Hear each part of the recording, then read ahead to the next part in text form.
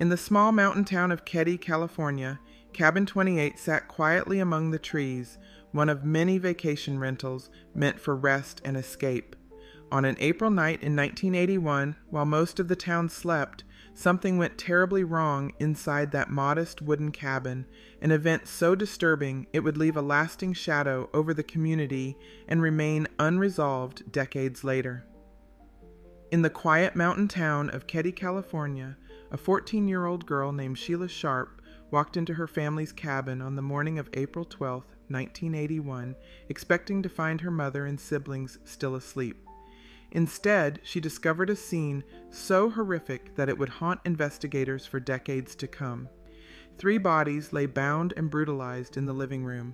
Her mother Sue, her brother John, and his friend Dana had been murdered in an attack so violent that it defied explanation. But perhaps most disturbing of all was what Sheila didn't find that morning. Her 12-year-old sister Tina was missing, vanished without a trace. What happened in Cabin 28 that night remains one of the most baffling unsolved murders in American history, a case where evidence was overlooked, suspects walked free, and a family was torn apart by violence that seemed to come from nowhere. To understand the Keddie murders, we need to go back to July 1979, when Sue Sharp made the difficult decision to leave her husband James and start a new life. She packed up her 5 children and left their home in Connecticut, heading west to Northern California, where her brother Don lived. Sue was 34 years old, a single mother trying to build a better future for her kids. At first, they stayed in a small trailer in Quincy, but by fall they'd moved to something bigger. Cabin 28 in Keddie was a substantial upgrade from the cramped trailer. It had previously been occupied by the county sheriff himself, Sylvester Douglas Thomas. Sue moved in with her 15-year-old son John, 14-year-old Sheila, 12-year-old Tina, and her 2 youngest boys, 10-year-old Rick and 5-year-old Greg. Keddie wasn't much of a town, really. It was a rural railroad community nestled in the Sierra Nevada mountains, the kind of place where everyone knew everyone else's business. The Keddie resort where they lived wasn't a resort in any modern sense. It was a collection of cabins that had seen better days, but it was home, and for Sue and her children, it represented a fresh start. April 11th, 1981, started as an ordinary Saturday. Around 11:30 in the morning, Sue, Sheila, and Greg drove to pick up Rick from baseball tryouts at Gansner Field in Quincy. On their way, they happened to see John and his friend Dana Wingate hitchhiking from Quincy back toward Keddie. The boys climbed into the car, and Sue drove them the 6 miles home. Dana was 16 years old, born on February 8, 1964. He was a good kid, a friend of John's, and he'd spent time at the Sharp house before. A couple of hours later, around 3:30 in the afternoon, John and Dana hitchhiked back to Quincy. They were seen in the downtown area that evening. Nobody knows exactly what they did or why they decided to return to Keddie later that night, but at some point, they made their way back to Cabin 28. Meanwhile, Sheila had made plans to spend the night next door at Cabin 27 with the Seabolt family. She left around 8 o'clock that evening. Tina had been watching television at the Seabolt's house too, but she came back home around 9:30 after asking what time it was. Sue stayed at Cabin 28 with Rick, Greg, and a young boy named Justin Smart, who was friends with the younger Sharp boys. Everything seemed normal. It was just another quiet Saturday night in Keddie.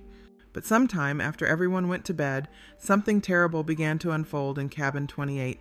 A couple living in Cabin 16, some distance away, woke up at 1:15 in the morning to what sounded like muffled screaming. They didn't investigate. They didn't call the police. In a small mountain community where sounds can carry strangely through the trees and cabins are spread out, maybe they convinced themselves it was nothing. Or maybe they were too frightened to find out. The Seabolt family, sleeping right next door in Cabin 27, heard nothing at all.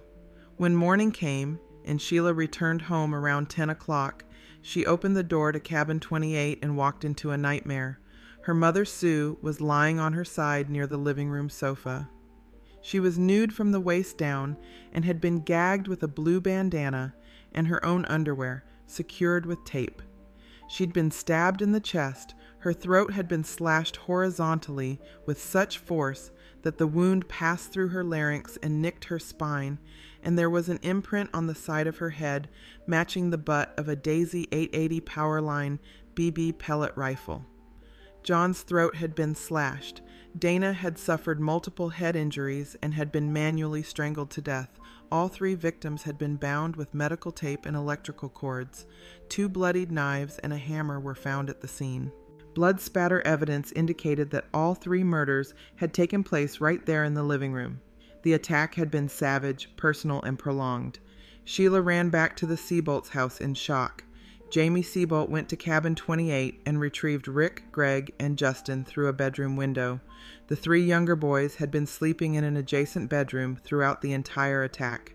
Somehow, impossibly, they had survived the night physically unharmed. But Tina wasn't in that bedroom. Tina wasn't anywhere in the cabin. The 12-year-old girl had vanished. When police arrived and began processing the scene, they found themselves facing a case that made no sense. Why had the killer or killers left 3 young boys alive as witnesses? How had those boys slept through such a violent attack happening just feet away? Where was Tina? And who could have committed such brutal murders in a small town where strangers stood out? The FBI initially got involved, treating Tina's disappearance as a possible abduction. But by April 29th, just over 2 weeks after the murders, the FBI backed off, stating that the California State Department of Justice was doing an adequate job and their presence was unnecessary. It was a decision that would later be questioned as the investigation began to falter. One of the first people investigators looked at was Martin Smart, the stepfather of Justin, the boy who had been sleeping at the Sharp house that night. Smart lived next door and claimed that a claw hammer had inexplicably gone missing from his home. When police interviewed Justin, the young boy offered conflicting stories about what he remembered from that night. He said he had dreamed details of the murders. Later, under hypnosis, he claimed to have seen Sue with 2 men. Based on Justin's descriptions, composite sketches were produced. But here's where things get strange.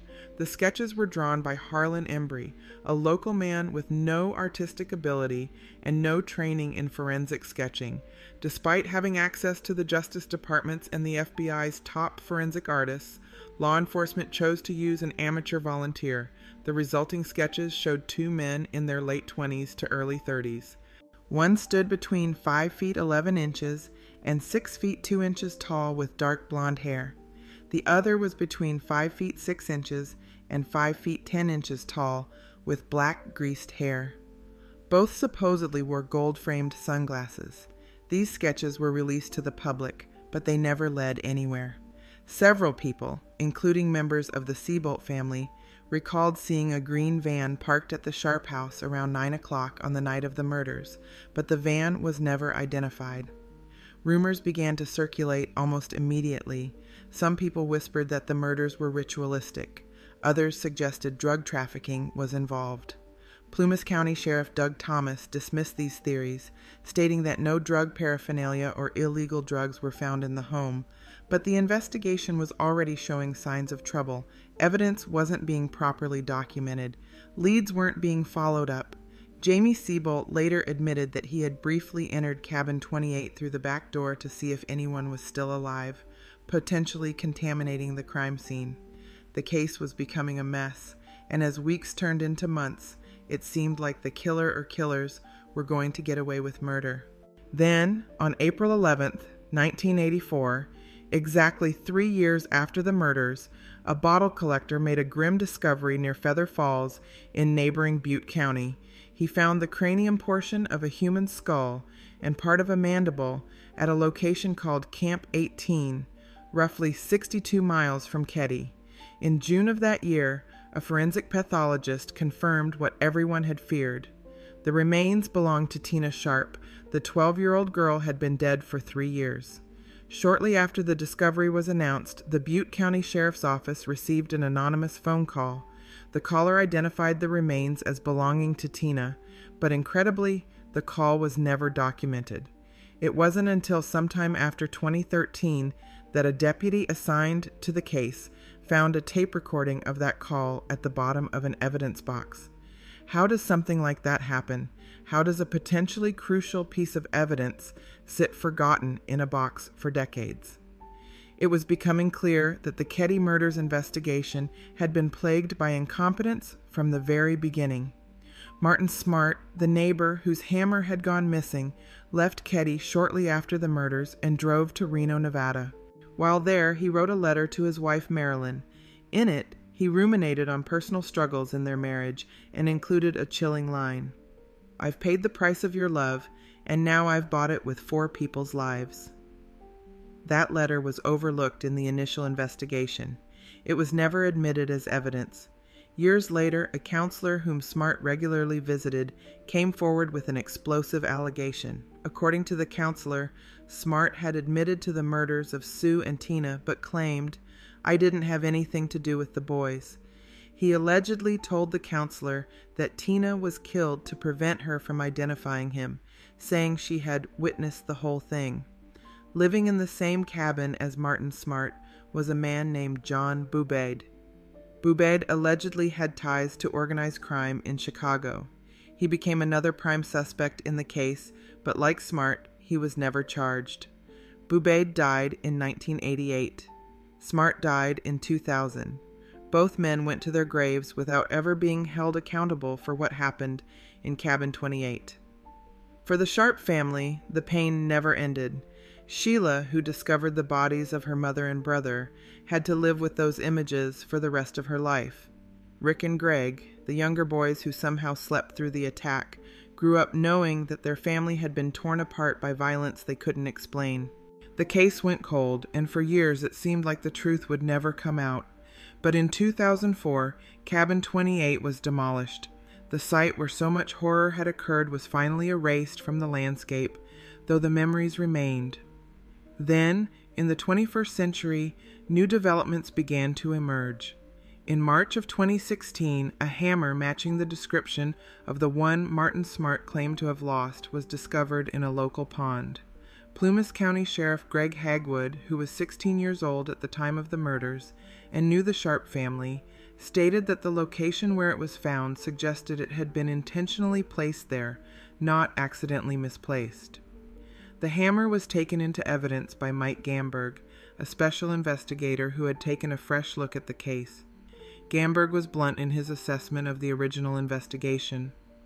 "You could take someone just coming out of the academy, and they'd have done a better job," he said. He stated that at that time, 6 potential suspects were being examined. Then, in April 2018, Gamberg announced something that gave new hope to those who had waited decades for justice. DNA evidence recovered from a piece of tape at the crime scene matched that of a known living suspect. The announcement sent shockwaves through the community. After 37 years, could the Keddie murders finally be solved? But as of today, no arrests have been made. The case remains officially unsolved. The identity of the living suspect has not been publicly revealed. The investigation continues, but for many, the wait for justice has been too long. The Keddie murders represent not just a horrific crime, but a failure of the justice system. Evidence was overlooked, suspects were allowed to leave town, and a family was left without answers for decades. Sue Sharp was 36 years old when she died. She was trying to build a better life for her children. John Sharp was 15, just beginning to figure out who he wanted to be. Dana Wingate was 16, a good kid who was in the wrong place at the wrong time. And Tina Sharp was 12 years old, a child who witnessed something so terrible that she had to be silenced. The question that haunts everyone who studies this case is simple. How did 3 young boys survive that night? Rick, Greg, and Justin were sleeping in a bedroom adjacent to where 3 people were being brutally murdered.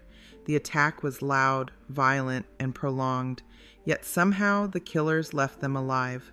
Some have speculated that the boys were spared because the killer or killers knew them. Others believe the bedroom door was closed and the killers simply didn't know they were there. Justin's conflicting statements and his claims of dreaming about the murders have led some to wonder if he saw more than he's ever been able to articulate. The trauma of that night may have caused his young mind to suppress or distort his memories.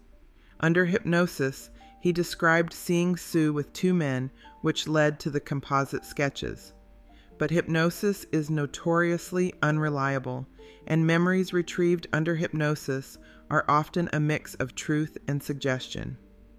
What really happened in Cabin 28 that night? The most likely scenario, based on the evidence and the suspects identified, is that Martin Smart and John Bo Beatty were involved. Smart's missing hammer, his letter to his wife, and his alleged confession to a counselor all point to his guilt.